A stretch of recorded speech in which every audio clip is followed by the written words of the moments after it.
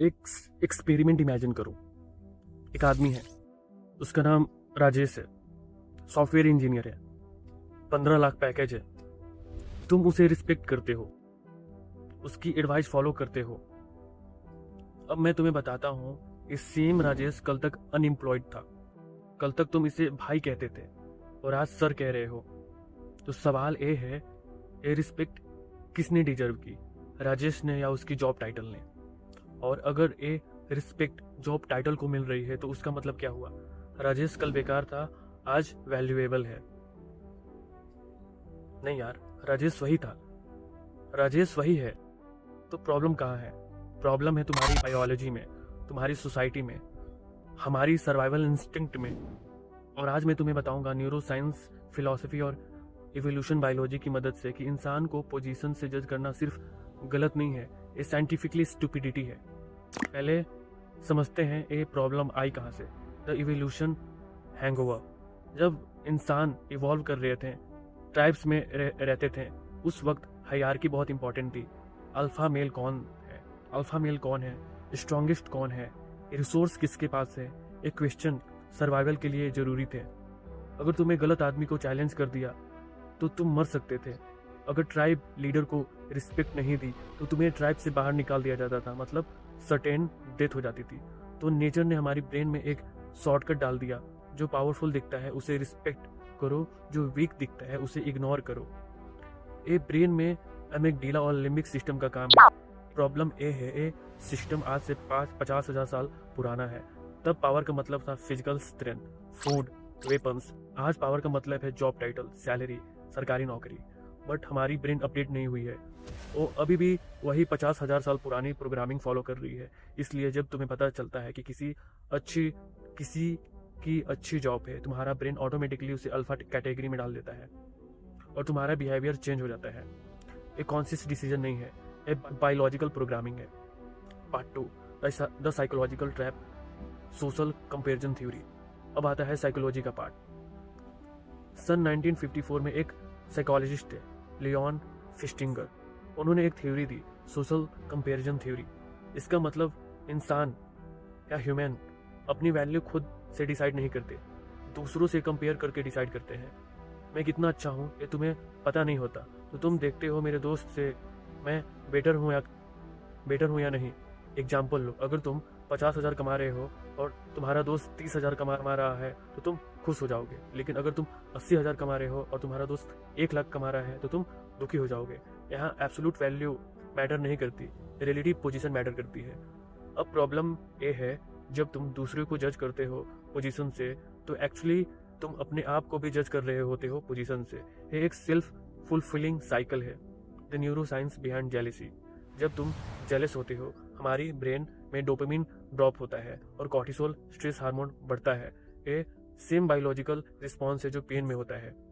Literally तुम्हें physical pain feel हो रहा है जब किसी और को सक्सेस मिलती है। तो क्योंकि तुम्हारी ब्रेन इसे थ्रेट के रूप में देख रही है। अगर वो आगे बढ़ गया मतलब मैं पीछे रह गया। लेकिन ये लॉजिक गलत है। किसी और का आगे बढ़ना तुम्हारा पीछे रहना नहीं है। लेकिन हमारी 50,000 साल पुरानी ब्रेन ये नहीं समझती। Part 3, the social conditioning status anxiety. अब आते हैं सोसाइटी के रोल पे। फिलोसोफर अलैन डे बॉटन ने एक कॉन्सेप्ट दिया, स्टेटस एंजाइटी। मॉडर्न सोसाइटी में तुम्हारी वर्थ तुम्हारी अचीवमेंट से मेजर होती है। Report card, college rank, packages, cars, घर। बचपन से इन कंडीशनिंग स्टार्ट हो जाती है। इंडियन सोसाइटी में तो ये नेक्स्ट लेवल पर है। शर्मा जी का बेटा इंजीनियर बन गया, वर्मा जी की बेटी डॉक्टर बन गई, गुप्ता जी की बेटी की जॉब लग गई। यहाँ इंसान की आइडेंटिटी नहीं होती, अचीवमेंट की आइडेंटिटी होती है। तुम्हारा नाम कम इम्पोर्टेंट है, तुम्हारा जॉब ज़्यादा इम्पोर्टेंट है। शादी में इंट्रोडक्शन सुनो। ये राहुल है, गूगल में काम करता है। ये प्रिया है, MBA की है IIM से। कभी किसी ने इंट्रोड्यूस दी है? ये राहुल है, बहुत अच्छा इंसान है, दिल का साफ है। नहीं ना, क्योंकि हमने कलेक्टिवली डिसाइड कर लिया है इंसान की वैल्यू उसके जॉब से डिफाइन होती है, उसके कैरेक्टर से नहीं। The economic region. कैपिटलिज्म का एक साइड का इफेक्ट ये है, कैपिटलिस्टिक सोसाइटी में वैल्यू का मतलब है प्रोडक्टिव वैल्यू। तुम इकोनॉमी में क्या कंट्रीब्यूट कर रहे हो, अगर तुम जॉब कर रहे हो, टैक्स दे रहे हो, तो तुम प्रोडक्टिव हो, अगर नहीं कर रहे हो तो तुम बर्डन हो। बट ये डिफिनेशन ही गलत है। एक इंसान जो अपनी मदर की सेवा कर रहा है, जीडीपी में नहीं आता, तो जीडीपी में नहीं आता, लेकिन उसकी वैल्यू कम है। एक आर्टिस्ट जो स्ट्रगल कर रहा है, वो टैक्स नहीं दे रहा है, तो वो यूजलेस है? नहीं यार। प्रॉब्लम ये है कि हमने वैल्यू को बहुत नैरो डिफाइन कर दिया है। Part 4, the logical fallacy, correlation is not equal to causation. अब आते हैं प्योर लॉजिक पे। जब तुम किसी को उसकी जॉब से जज करते हो तो तुम अज्यूम करते हो अच्छी जॉब इज इक्वल टू अच्छा इंसान, बट ये अजम्पशन साइंटिफिकली रॉन्ग है। ये एक लॉजिकल फैलेसी है जो कहता है correction is not causation. Example 1, the corrupt official. एक आईएएस ऑफिसर, बहुत बड़ी पोजीशन, पावर है, रिस्पेक्ट है, लेकिन वो करप्ट है, ब्रीफ्स लेता है, पब्लिक फंड मिसयूज करता है। तो बताओ, रिस्पेक्ट उसकी जॉब को मिलनी चाहिए या उसके कैरेक्टर को? Example 2, the honest unemployed. एक अनएम्प्लॉयड आदमी स्ट्रगल कर रहा है लेकिन ऑनेस्ट है, फैमिली का ख्याल रख रहा है, मेहनत कर रहा है। क्या वो लेस वैल्यूएबल है सिर्फ इसलिए कि अभी वो जॉब नहीं कर रहा है? तुम्हें पता है आंसर क्या है, बट तुम्हारा बिहेवियर क्या है? The random factors. एक और बात समझो, सक्सेस में लक का बहुत बड़ा रोल है। बिल गेट्स खुद कहते हैं, I was lucky to born in the right time, right place with access to computers. Skill important है, but timing, location, opportunity, connection, ये सब भी मैटर करते हैं। तो जब तुम किसी सक्सेसफुल इंसान को रिस्पेक्ट दे रहे हो, तो क्या तुम उसकी मेहनत को रिस्पेक्ट दे रहे हो या उसकी लक को? और जब तुम किसी अनसक्सेसफुल को जज कर रहे हो, तो क्या लेस टैलेंटेड है या बस लेस लकी? आंसर क्लियर नहीं है, बट हम अज्यूम कर लेते हैं जो सक्सेसफुल है वो डिजर्व करता है, जो नहीं है वो डिजर्व नहीं करता। यह जम्पसन साइंटिफिकली और लॉजिकल, मॉरली सब तरह से गलत है। Part 5, the physiological answer. अब मैं तुम्हें फिलॉसफी की एक कॉन्सेप्ट बताता हूँ, intrinsic versus extrinsic value.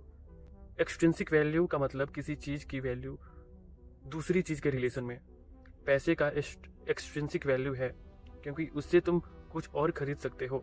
Job की एक्सट्रिंसिक वैल्यू है क्योंकि उससे तुम्हें पैसा मिलता है, स्टेटस मिलती है। लेकिन इंसान का वैल्यू एक्सट्रिंसिक नहीं होना चाहिए। इंट्रिंसिक वैल्यू का मतलब किसी चीज की वैल्यू अपने आप में। प्यार का इंट्रिंसिक वैल्यू है, वो अपने आप में वैल्यूएबल है। म्यूजिक, आर्ट, नेचर, सबका इंट्रिंसिक वैल्यू है। और एक इंसान का वैल्यू इंट्रिंसिक होना चाहिए। उसकी वैल्यू उसके होने में है, उसके एग्जिस्ट करने में, उसकी जॉब में नहीं, उसका पैकेज में नहीं, उसकी अचीवमेंट में नहीं। इमैनुअल कैंट एक फिलोसोफर ने कहा था, human being should be treated as end in themselves, not as mean to an end. मतलब इंसान का वैल्यू उसके अपने आप में है, वो किसी और चीज़ के लिए यूजफुल है, इसलिए वैल्यूएबल नहीं है। बट हमारी सोसाइटी क्या करती है, वो इंसान को मीन्स बना देती है, टूल बना देती है। ए इंजीनियर है तो यूजफुल है, ए अनएम्प्लॉयड है तो अनयूजफुल है, ए मॉरली रॉन्ग है, और ये ह्यूमैनिटी के अगेंस्ट है। Part 6, the solution, rewiring our thinking. तो अब सवाल ये है, सोल्यूशन क्या है? तो पहला सोल्यूशन, रिकॉग्नाइज द बायस। पहले रिकॉग्नाइज करो कि ये बायस है। जब तुम किसी को जज कर रहे हो पोजीशन से, तो पॉज लो, अपने आप से पूछो, मैं एक्चुअली इंसान को देख रहा हूँ या सिर्फ उसके जॉब टाइटल को? Second, separate person from position. Job और इंसान को अलग करो। किसी की जॉब उसका एक पार्ट है, उसकी पूरी आइडेंटिटी नहीं। अगर तुम्हारा दोस्त डॉक्टर है तो वो सिर्फ डॉक्टर नहीं है, वो एक ब्रदर भी है, वो एक फ्रेंड भी है, मे बी म्यूजिशियन भी है, मे बी आर्टिस्ट भी है। जॉब उसका प्रोफेशन है, पर्सनैलिटी नहीं। थर्ड चीज, value the journey, not just the destination. Success एक पॉइंट नहीं है, एक जर्नी है। कोई भी स्ट्रगल कर रहा है मतलब वो वर्थलेस नहीं है, वो प्रोसेस में है। एक सीड जो अभी जमीन के अंदर है वो ट्री से कम वैल्यूएबल नहीं है, वो ग्रोइंग है। Solution 4, define your own matrix. सबसे इम्पॉर्टेंट, अपनी खुद की वैल्यू सिस्टम बनाओ। सोसाइटी जो बोल रहा है उससे ब्लाइंडली फॉलो मत करो। तुम्हारे लिए सक्सेस का मतलब क्या है, ये तुम डिसाइड करो। तुम्हारे लिए सक्सेस का मतलब क्या है, ये तुम डिसाइड करो। पैसा, freedom, relationship, peace of mind, ये तुम्हारा चॉइस है, दूसरों का नहीं। Closing the uncomfortable truth. तो फाइनल बात, जब तुम किसी को उसकी जॉब से जज करते हो तो एक्चुअली तुम दो गलतियां कर रहे हो। पहली गलती, तुम उस इंसान को रिड्यूस कर रहे हो एक लेबल पे, उसकी पूरी ह्यूमैनिटी को इग्नोर कर रहे हो। पहली गलती क्या है? तुम उस इंसान को रिड्यूस कर रहे हो एक लेबल से, उसकी पूरी ह्यूमैनिटी को इग्नोर कर रहे हो। दूसरी गलती, तुम अपने आप को भी जज कर रहे हो सेम पैरामीटर से, तुम अपनी खुद की वैल्यू को कॉम्प्रोमाइज़ कर रहे हो। और ये दोनों गलतियाँ इवोल्यूशनरी बायोलॉजी, सोशल कंडीशनिंग और कैपिटलिज्म की वजह से हो रही है। लेकिन गुड न्यूज़ ये है, हम अवेयर हो सकते हैं, हम चेंज हो सकते हैं। बायोलॉजी डेस्टिनेशन नहीं है, कंडीशनिंग परमानेंट नहीं होती।